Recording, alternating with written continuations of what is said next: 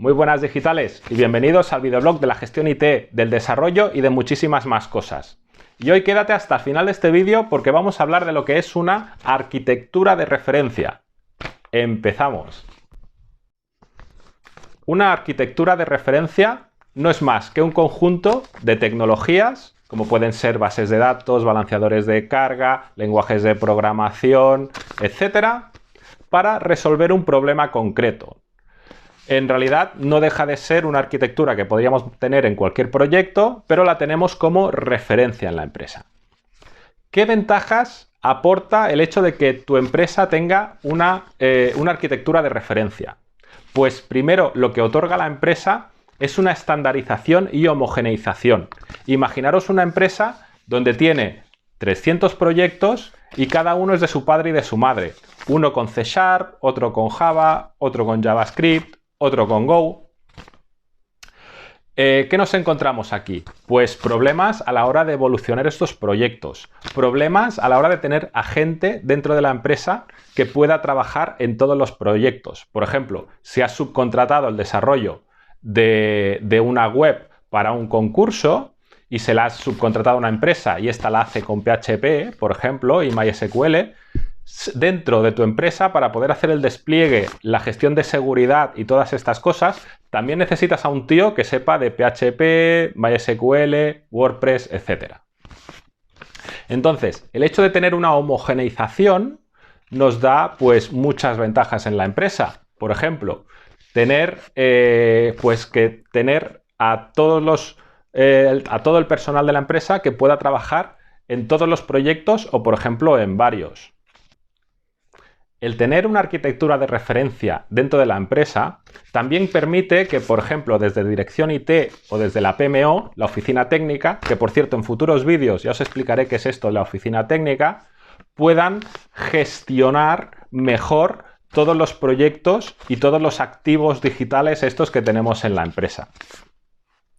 ¿Cómo lo hace esto una oficina técnica? Pues, por ejemplo, con formación en el personal técnico para que puedan trabajar en todos los proyectos. Por ejemplo, dando directrices sobre si hay que instalar parches de seguridad o evolucionar ciertas versiones o lo que sea. O, por ejemplo, compartir recursos.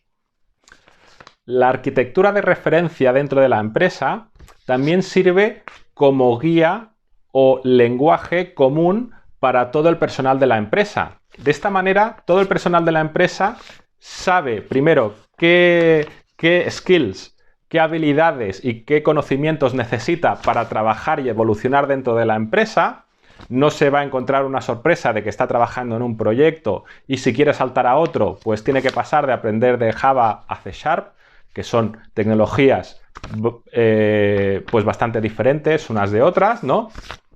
Y también permite saber a qué atenerse. Es decir, si yo quiero contratar unos servicios de un proveedor, pues sé que le tengo que pedir conocimientos o que lo desarrolle en base a esta arquitectura de referencia. Por ejemplo, si mi arquitectura de referencia ahora mismo es el desarrollo de webs corporativas en JavaScript con MongoDB, sé que lo suyo es encontrar un proveedor que me desarrolle ese formulario para ese concurso que voy a hacer en esta tecnología y no, por ejemplo, en WordPress, PHP y MySQL. El hecho de tener una arquitectura de referencia no solamente sirve cuando eres una empresa cliente. Si eres una empresa proveedora de servicios, por ejemplo, el hecho de tener arquitecturas de referencia te permite, primero, si has hecho muchos proyectos con esta arquitectura de referencia, que tengas una cierta reputación, porque tienes una cierta experiencia también. Si esta arquitectura técnica tiene tecnologías de referencia dentro de la industria, por ejemplo, Kubernetes, por ejemplo, pues no lo sé, Docker, por ejemplo, LiveRay, ¿no? Que son tecnologías de referencia dentro de la industria, pues también te da un cierto caché y facilita que te contraten, puesto que si estás usando las arquitecturas de referencia más usadas, será más fácil que las empresas confíen en ti y no en otra empresa que trabaja con otras tecnologías o simplemente no dicen qué tecnologías trabaja y, por ejemplo, no saben si cuando están aceptando un proyecto si realmente tienen experiencia o no. Un tema a tener en cuenta: las arquitecturas de referencia no es que puedan gestionarse, es que deben gestionarse. Una arquitectura de referencia tenemos que gestionar, por ejemplo, su evolución. Es decir, si hace 2 años teníamos como referencia Java para lenguaje de programación y Java Server Faces para crear los frontends, quizás este año deberíamos de ir pensando en migrar de Java Server Faces a Vue.js o a Vue.js, como lo queráis llamar, o a React, por ejemplo, que son tecnologías de frontend mucho más modernas que ofrecen una experiencia de usuario muchísimo mejor y por lo tanto no nos podemos quedar obsoletos en el pasado. Eso es algo muy habitual en tecnología. Siempre me estáis pidiendo ejemplos, entonces, por ejemplo, a la hora de desarrollar proyectos de ciencia de datos o Big Data, podríamos tirar hacia una arquitectura de referencia usando el stack de Elastic, ¿no? Por ejemplo, Logstash para los procesos ETL, para extraer datos de donde sea, de software de gestión, de logs, de lo que sea.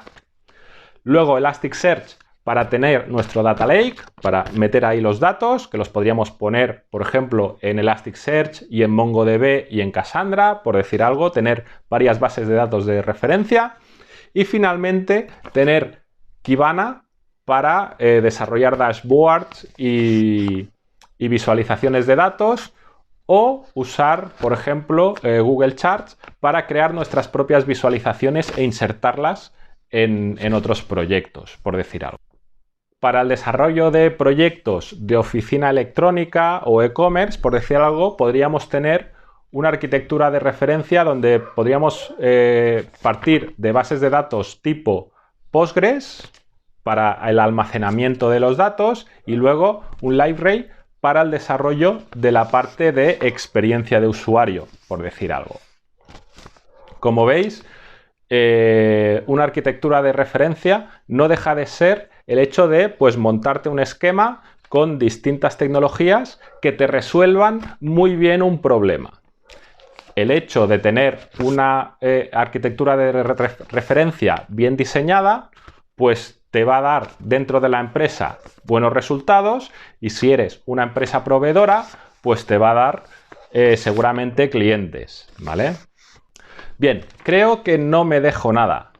Como siempre, dadle a like a este vídeo, suscribiros si no lo habéis hecho ya y utilizad los comentarios para hacernos llegar pues qué os ha parecido los vídeos, sobre qué queréis que hable. Por ejemplo, hoy hemos nombrado la oficina técnica. ¿Queréis que haga un vídeo hablando de la oficina técnica? Describiendo qué aporta la empresa y para qué se usa, etcétera. Pues tenéis los comentarios. Aparte de esto, como he dicho al principio, tenemos mi blog www.albertcoronado.com, donde podéis encontrar mis servicios profesionales.